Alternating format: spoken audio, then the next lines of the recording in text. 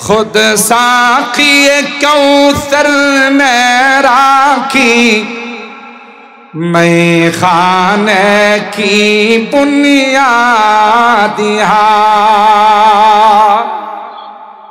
আল্লামা রিয়াসাত আলী বিজনূরী রাহিমাহুল্লাহ তিনি বলতেছেন যে যেখানে স্বয়ং সরকারে দো আলম সাকিয়ে কাউসার আল্লাহর হাবিব যে মাদ্রাসার ভিত্তি স্থাপন করেছেন, এটা কি কোনো ঘূর্ণিঝড়ে, কোনো সাইক্লোন সিডর আর কোন রকমের বদ্দিনের সাইলাবে এটা কি ভেসে যাবে? কথা বলেন। खुद साकी कौसर में राखी, मैं खाने की बुनियाद तारीख मुरातब करती है, तारीख मुरातब करती है, दीवानों की रौदा दिहाई, इल्म गुनल का गहवारा, तारीख का वो शह पारा है, हर पोलिहाय के शोला है, हर शर्वा यहाँ में नारा है। अल्लाहु अकबर। है आज़िम हुसैन अहमद से बपा, हंगामाए गिरोदारिहा। हजरत शेखुल अरब अल आजम औलाद रसूल हजरत हुसैन अहमद मदनीर मतो সিপা সালার যে মাদ্রাসা থেকে সৃষ্টি হয়, দেওবন্দির ওলামায়ে কেরাম যদি স্বাধীনতার পিছনে তাদের অবদান না থাকতো, তাইলে স্বাধীন বাংলাদেশ আমাদের নসিবেও জুটতো না। রহমানির রহিম ওয়া নুরিদু আন নামুন্না আলাল্লাযী نستضعف في الأرض ونجعلهم أئمة ونجعلهم الوارثين. وقال النبي صلى الله عليه وسلم اتقي دعوة المظلوم فإنه ليس بينه وبين الله حجاب أو كما قال عليه الصلاة والسلام. بارك الله لنا ولكم في القرآن العظيم ونفعنا وإياكم بالآيات والذكر الحكيم. صدق الله العظيم وصدق رسوله النبي الكريم، ونحن على ذلك لمن الشاهدين والشاكرين، والحمد لله رب العالمين. সকলে দরুদ শরীফ পড়ি। اللهم صل على محمد وعلى آل محمد كما صليت على إبراهيم وعلى آل إبراهيم إنك حميد مجيد. اللهم بارك على محمد وعلى آل محمد كما باركت على إبراهيم وعلى آل إبراهيم إنك حميد مجيد. আলহামদুলিল্লাহ সুম্মা আলহামদুলিল্লাহ। ঐতিহ্যবাহী ইমাম সমাজ বাংলাদেশ বংশালজনের উদ্যোগে আয়োজিত 2 দিনব্যাপী ইসলামী মহাসম্মেলনের দ্বিতীয় দিনের সম্মানিত সদর হযরতুল আল্লামা মাওলানা আব্দুল আউয়াল খান সাহেব দামাত বারাকাতুহুমুল আলিয়া, হযরত উলামায়ে কেরাম, বারাদারান ইসলাম, পর্দার আড়ালের মা ও বোনেরা, আল্লাহ পাকের দরবারে লাখো কোটি শুকরিয়া যে রব্বে কায়নাত আজকের এই জান্নাতি বরকতি মাহফিলে আমাদেরকে নির্বাচিত করে আসার বসার তৌফিক দান করেছেন। এই জন্য অন্তরের অন্তঃস্থল থেকে কালিমাতুশ শুকর আদায় করে জোরে সুরে বলি আলহামদুলিল্লাহ। সম্মানিত সুধী, গতকাল এবং আজকে এদেশের বিজ্ঞ বুজুর্গ উলামায়ে কেরামদের কাছ থেকে আপনারা অনেক মূল্যবান নসিহত শুনেছেন।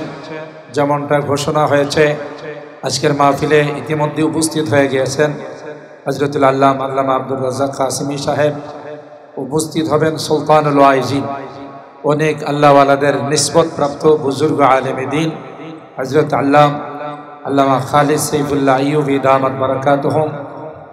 আমি শুধু উলামায়ে কেরামদের কাছ থেকে, ইমামদের কাছ থেকে দোয়া নেওয়ার জন্য অল্প সময়ের জন্য বসছি।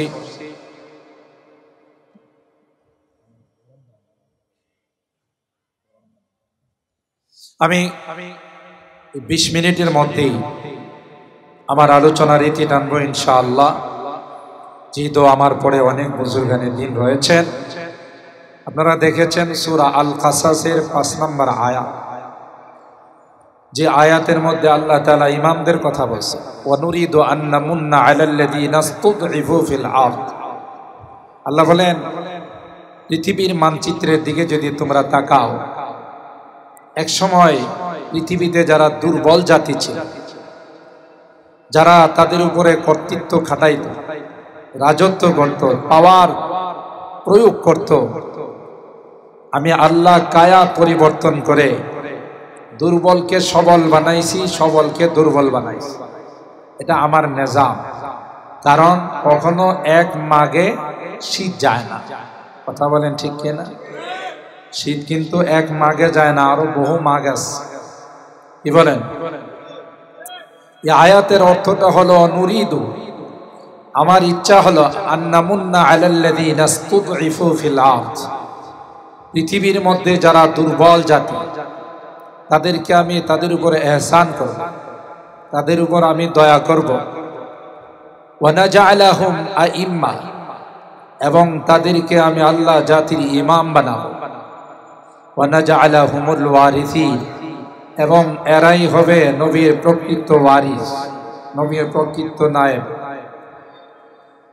হাদিসে পাকের অংশ বিশেষ আমি আপনাদের খিদমতে পাঠ করেছি। ওখানে আল্লাহ তাআলা বলেন, ইত্তাকি দাওয়াতাল মাজলুম, দেখো মাজলুমের বদদুআ থেকে বাঁচো।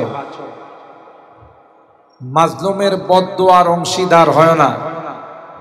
কেন? ফাইন্নাহু লাইসা বাইনাহু ওয়া বাইনাল্লাহি হিজাব, মাজলুমের মধ্যে আর আল্লাহর মধ্যে কোনো পর্দা নেই। দোয়া করতে, বদদুআ করতে দেরি হয়, এই বদদুআ আল্লাহর আরশ পর্যন্ত যাইতে দেরি হয় না। ঠিক না বেঠিক? এটা একটা বিচিত্রময় মাহফিল, আনকমন মাহফিল।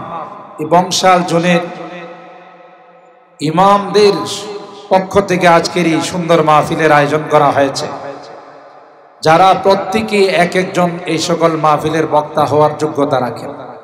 যেহেতু প্রত্যেকে যার যার মসজিদে জুমার দিনে আলোচনা করেন, বিভিন্ন সময়ে ওয়াজ এবং নসিহত করে থাকেন। জাতির রাহবর হলেন ইমাম এবং উলামায়ে কেরাম। জাতি যতদিন তাদের সঙ্গে মহব্বত আর ভালোবাসার সম্পর্ক রাখবে, ততদিন এই জাতির কল্যাণ আসমান থেকে আসবে। আপনারা হয়তো কিছুদিন পূর্বে এক নাস্তিক আর মুরতাদের বক্তব্য ইউটিউবে এবং ফেসবুকে দেখেছেন, যে ইমামদেরকে নিয়ে কটাক্ষ করেছে। বললাম ঠিক কিনা?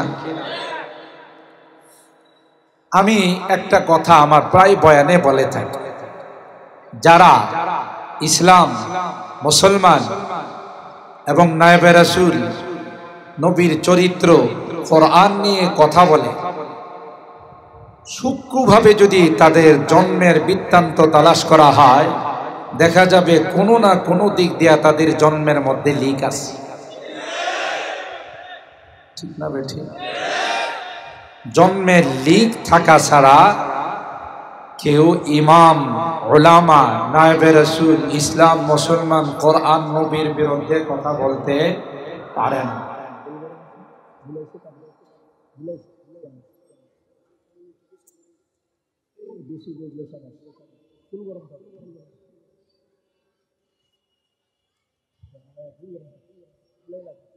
সম্মানিত শুধু সময় যেহেতু শর্ট, আমি কিন্তু লম্বা খুতবাও পড়ি নাই, ভূমিকাতেও যায় নাই, সোজা আমার আলোচনায় চলে যাচ্ছে। কোরআনে কারীমের উসুল অনুযায়ী বোঝা যায়, ওয়ালিদ ইবনে মুগীরা যখন আল্লাহর হাবিবকে নিয়ে কটাক্ষ করত, আল্লাহর হাবিবকে নিয়ে কটূক্তি করত,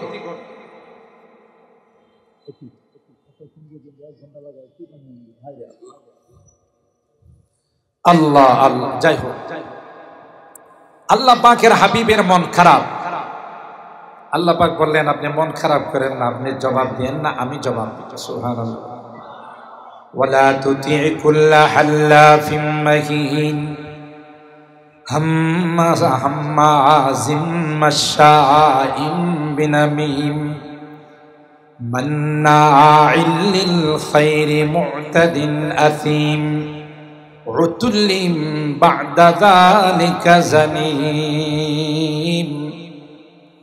ও পয়গম্বর ওয়ালিদ ইবনে মুগীরা, হাল্লাত বেশি বেশি মিথ্যা কসম খায়, হাম্মাজ বেশি বেশি চুগলখড়ি করে, একজনের কথা আরেকজনের কাছে লাগায়, একজনের বদনাম আরেকজনের কাছে বলে বেড়ায়, মান্নাইল লিল খায়র, সমস্ত ভালো কাজ থেকে মানুষকে বিরত রাখে, মু'তাদিন আথিম, হইল মু'তাদ সীমা লঙ্ঘনকারী, গুনাহগার, উতুল্লিন কর্কশ।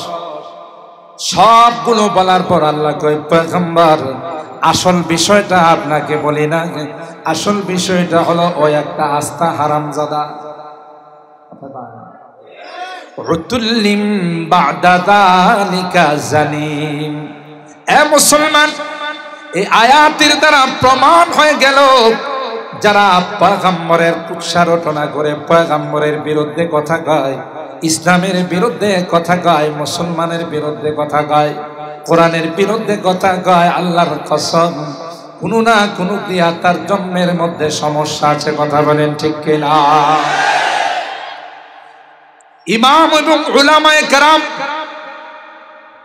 যেইভাবে মুসলমানদের, মুসল্লিদের সেবা করে যায়, কি বেতন দেওয়া হয়, কি স্যালারি দেওয়া হয়, এদিকে তাকায় না, বরং 5 ওয়াক্ত নামাজের জিম্মাদারি অত্যন্ত গুরুত্বের সাথে আদায় করেন। ঠিক কিনা বলে?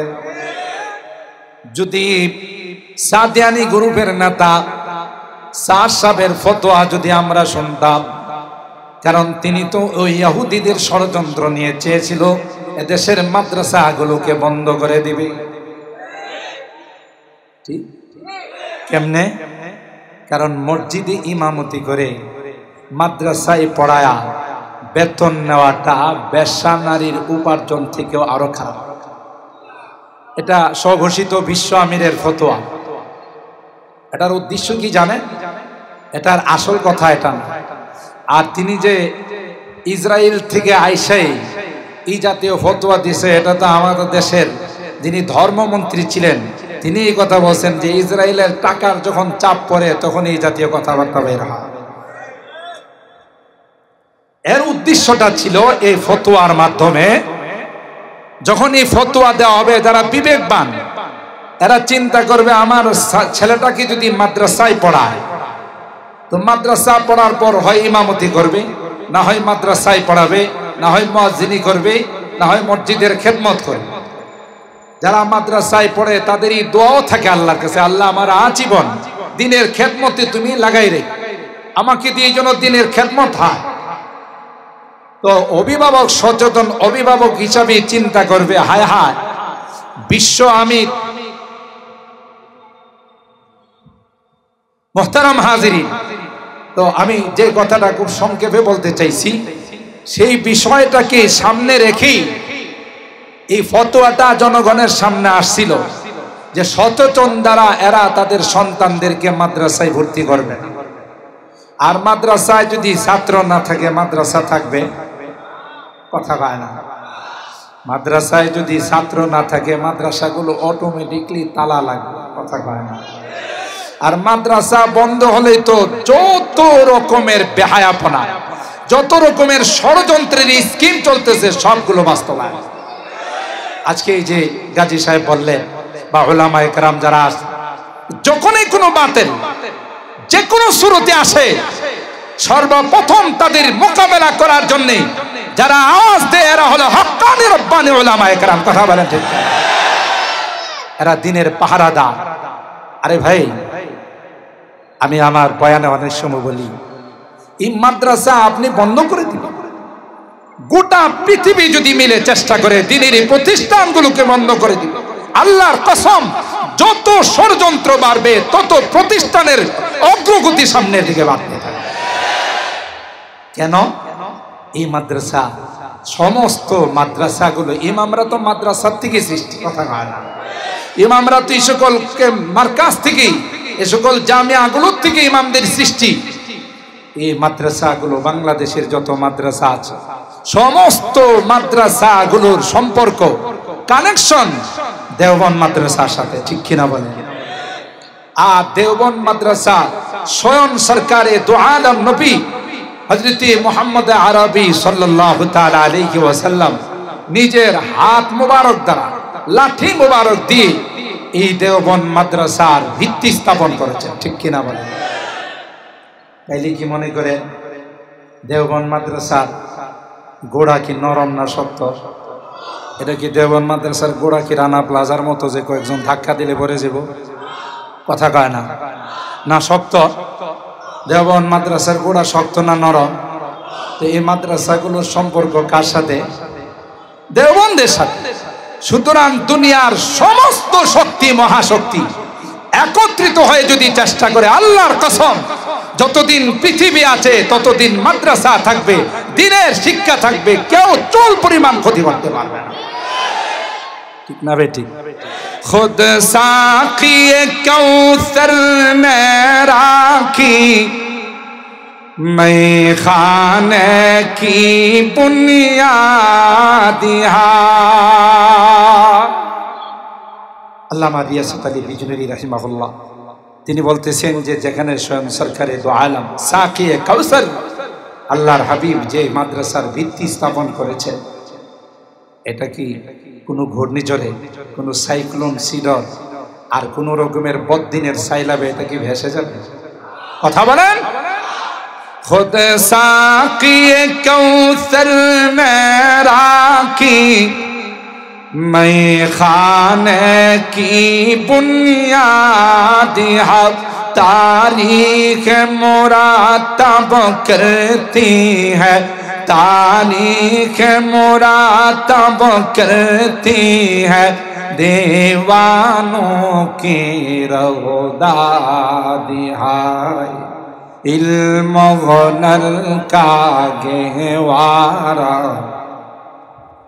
तारीख का वो शह पारा है हर पौल हाय के शोला है हर शर्वा यहाँ में नारा है। अल्लाहु अकबर। है आज़िम हुसैन अहमद से बपा हंगामाए गिरोदारिहा।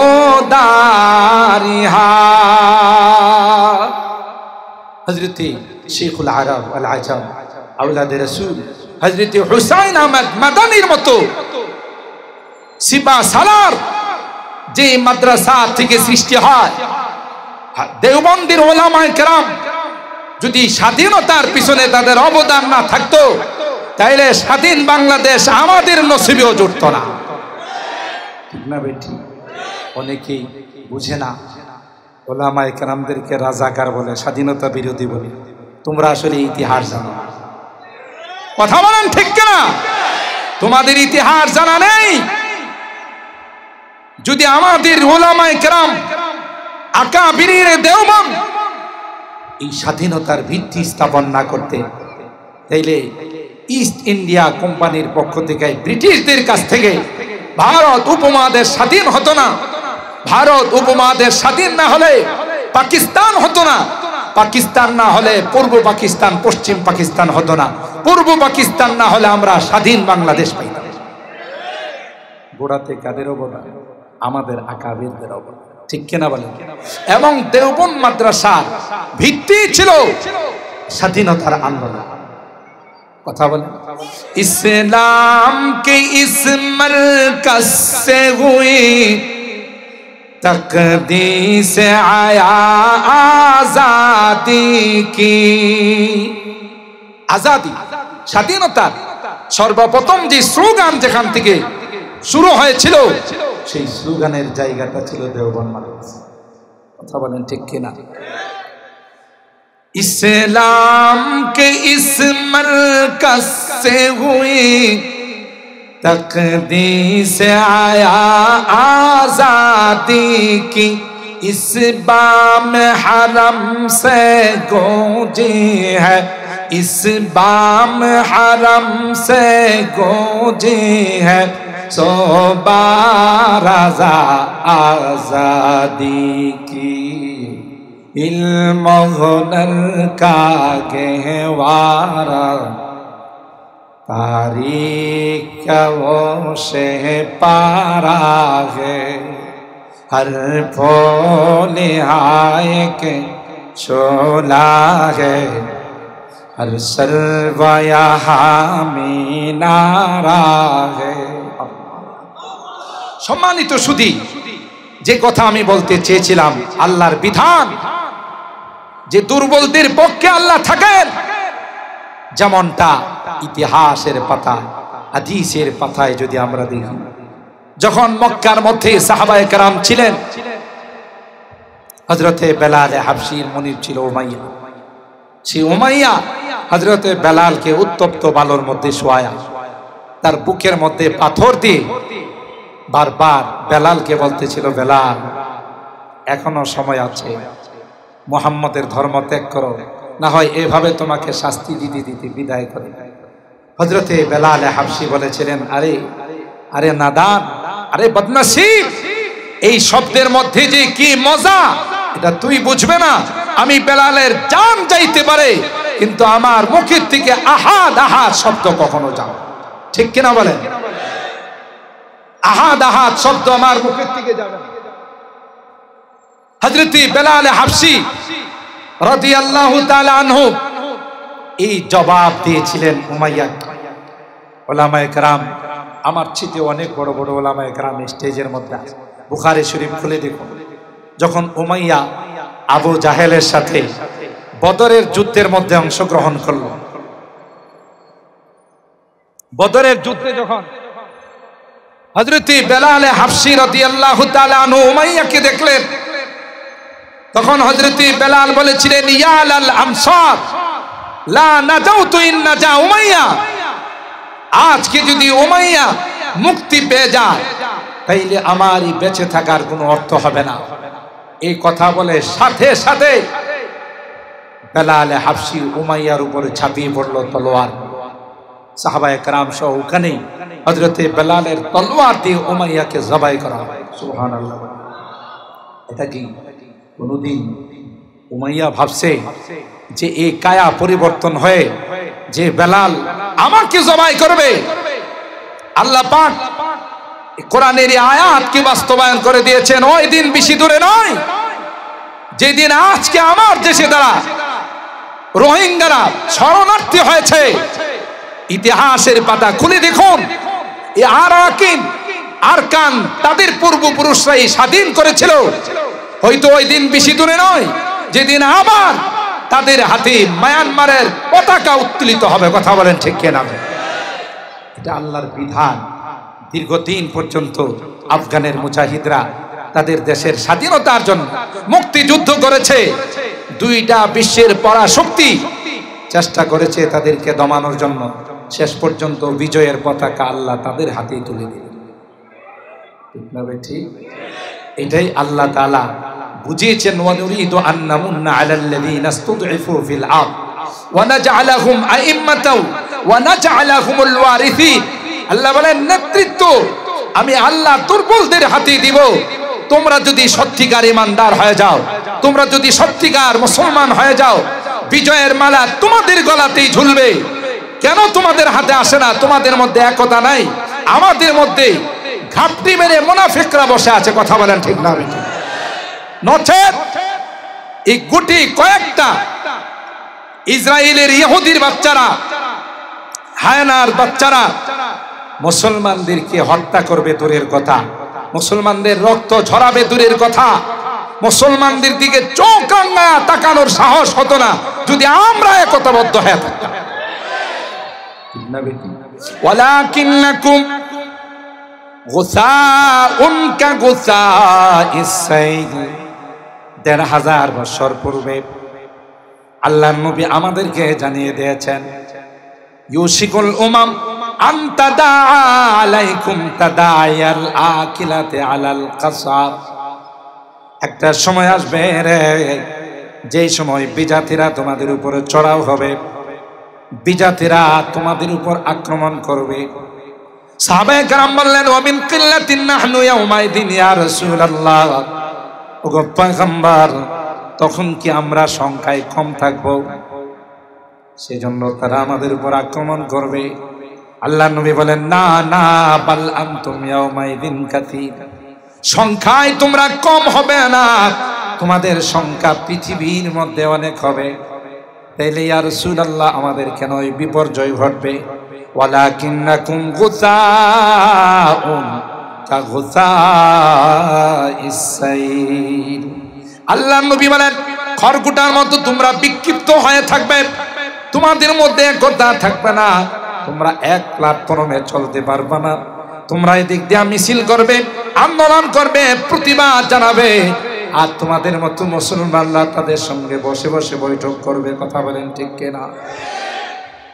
মুনাফিকরা শুধু আজকে নয়, পৃথিবীর সূচনা লগ্ন থেকে নেই ইসলামের যেই পরিমাণ ক্ষতি মুনাফিকরা করছে, কোন বিজাতি, কোন কাফের মুশরিকরাও সেই পরিমাণ ক্ষতি করতে পারে না।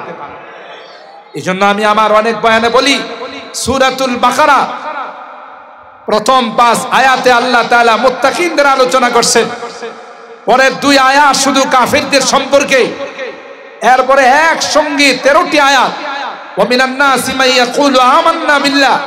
এখান থেকে 13টি আয়াত আল্লাহ মুনাফিকদের সম্পর্কে আলোচনা। কেন? অত্যন্ত সেনসিটিভ, অত্যন্ত ভয়ঙ্কর জাতি হলো মুনাফিক। কথা বলেন ঠিক কিনা? আজকে মুনাফিকদের কারণেই মুসলমানদেরই দুর্দশা। কোরআনে যেখানে আল্লাহ বলেন একজন ইমানদার যদি দাঁড়িয়ে যায়, 10 জন কাফির তার মোকাবেলা করার ক্ষমতা রাখে না। মুসলমান কেন আজকে সাহস হারা? মুসলমানদের কেন আজকে এই দুর্দশা? আল্লাহ তো কোরআনে বলছেন, ওয়ালা তাহিনু ওয়ালা তাহজানু ওয়া আনতুমুল আ'লাউন ইন কুনতুম মুমিনিন। সত্যিকার অর্থে যদি তোমরা ইমানদার হয়ে যাও, তাহলে তোমরাই বিজয়ী হবে। তোমাদের টেনশনের কোনো কারণ নেই, ভয় পাওয়ার কোনো কারণ নেই। আল্লাহ শর্ত লাগিয়েছেন, ইন কুনতুম মুমিনিনা হাক্কা। সত্যিকার ইমানদার যদি তোমরা হও, তোমাদের গলায় বিজয়ের মালা জ্বলবে। ঠিক না বেটি? তাইলে বোঝা যাচ্ছে আজকের এই দুর্দশার, এই পরিস্থিতির জন্য আমরা দায়ী। আমরা যদি এখনো এক হয়ে যায়, আমরা যদি এখনো এক কাতারে দাঁড়িয়ে যায়, গোটা বিশ্বের মুসলমান যদি এক স্লোগান দিতে থাকে, আল্লাহর কসম একটা ইহুদিরও সাহস হবে না মুসলমানদের গায়ে হাত তোলা। হবে না। এটা কোরআনের বাণী, কোরআনের ঘোষণা, বিধান। আল্লাহ তাআলা যেখানে বলে দিয়েছেন দুর্বলদের সাথে কে আছে, কথা বলে, যালিকা বিআন্নাল্লাহা মাওলাল্লাযীনা আমানু ওয়া আন্নাল কাফিরিনা লা মাওলা লাহুম। আল্লাহ বলেন বিজাতিদের হাতে অস্ত্র থাকতে পারে, গোলা বারুদ থাকতে পারে, অ্যাটম বোম থাকতে পারে, পারমাণবিক থাকতে পারে, কিন্তু মনে রাখবা তাদের সঙ্গে আমি আল্লাহ নাই। জোরে বলুন ঠিক কিনা? আমি আল্লাহ তো ইমানদারদের সঙ্গে আছি, ইমানদারদেরকে আমি আল্লাহ সাহায্য করব। যালিকা বিআন্নাল্লাহা মাওলাল্লাযীনা আমানু ওয়া আন্নাল কাফিরিনা লা মাওলা লাহুম। আল্লাহ বলেন তাদের অভিভাবক আমি নই। হয়তো কিছুদিন তাদের দবদবা, কিছুদিন তাদের পাওয়ার থাকবে, একটা সময় আমার কাছে ধরা দিতে হবে, তখন যতই চেষ্টা করুক তাদের বাঁচার কোনো উপায় না। কোরআনে তো আল্লাহ আরো সুন্দর করে বলেন, পৃথিবীর যেই ধর্মের যারা হোক, যতই দবদবা, যতই পাওয়ার দেখাক, মৃত্যুর সময় কিন্তু প্রত্যেকেই ঈমান আনার চেষ্টা করবে, ঠিক কিনা বলেন?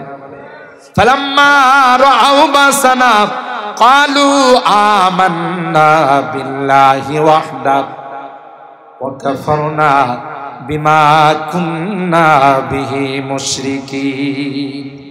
আল্লাহ পাক বলেন, যখন বিজাতিরা দেখবি তাদের সামনে মৃত্যুর নিদর্শনগুলো শুরু হয়ে গেছে, মৃত্যুর আলামাতগুলো তাদের সামনে চলে আসছে, তখন এক বাক্যে বলবে আমান্না বিল্লাহি ওয়াহদা, আল্লাহ তোমাকে বিশ্বাস করে নিলাম, তোমার ধর্মকে বিশ্বাস করে নিলাম, মূর্তি দেবতা আমার ধর্মকে আমি ত্যাগ করলাম, আমি একজন পাক্কা ইমানদার হয়ে গেলাম।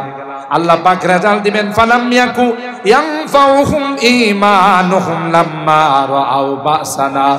আল্লাহ ডাক দিয়া বলবেন, না না, যেহেতু তোমার সময় শেষ হয়ে গেছে, সামনে চলে আসছে, এখন হাজার ঈমান আনলেও তোমার ঈমান গ্রহণযোগ্য হবে না, ঠিক কিনা বলেন? তাইলে কি বোঝা গেল? শ্রেষ্ঠ ধর্ম, আল্লাহ পাকের মনোনীত ধর্ম, নির্বাচিত ধর্ম একমাত্র, কেবলমাত্র, শুধুমাত্র হলো ইসলাম। আমাদের কেন ভয় পাবো? যেখানে আল্লাহ আমাদের সঙ্গে আছে, গোটা বিশ্ব যদি মুসলমানদের মুখালিফ হয়ে যায়, মুসলমানদের বিরুদ্ধে চলে যায়, আল্লাহ বলতে আমি আছি তোমাদের সঙ্গে। কেন তোমরা বদরের যুদ্ধের দিকে তাকাও, তোমরা আফগানিস্তানের দিকে তাকাও, দীর্ঘদিন পর্যন্ত জুলুম করার পর আমি আল্লাহ জালেমদের সাথে নাই, মাজলুমদের সাথে আছি। কিয়ামত পর্যন্ত আল্লাহ পাক মাজলুম যারা নিপীড়িত, নির্যাতিত, তাদের সাথেই থাকবে। জালেমদের কিছুদিন আস্ফালন হলো, শেষ পর্যন্ত তাদের নিস্তার হবে না, কথা বলেন ঠিক কিনা? আল্লাহ পাক